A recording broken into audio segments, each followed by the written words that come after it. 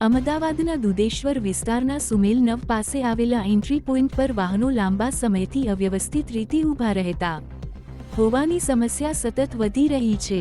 આ કારણે ત્યાંથી પસાર થતા વાહનચાલકોને ભારે મુશ્કેલીનો સામનો કરવો પડી રહ્યો છે અને રોજબરોજ ટ્રાફિક જામ જેવી સ્થિતિ સર્જાય છે।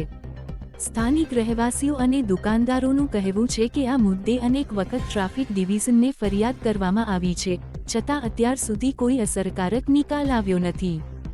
ફરિયાદો બાદ ક્યારેક તાત્કાલિક કાર્યવાહી થાય છે, પરંતુ થોડા દિવસમાં ફરીથી એ જ સ્થિતિ ઊભી થઈ જાય છે।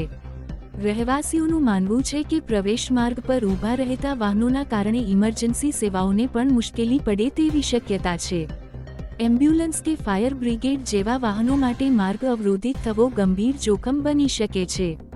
નાગરિકો ટ્રાફિક વિભાગ પાસેથી કાયમી ઉકેલની માંગ કરી રહ્યા છે અને કહે છે કે નિયમિત દેખરેખ, દંડાત્મક કાર્યવાહી અને સ્પષ્ટ પાર્કિંગ વ્યવસ્થા વગર આ સમસ્યાનો અંત આવવો મુશ્કેલ છે। શહેરની ટ્રાફિક વ્યવસ્થા સુચારુ રાખવા માટે આ મુદ્દે તાત્કાલિક અને કડક પગલાં જરૂરી હોવાનું લોકો માની રહ્યા છે।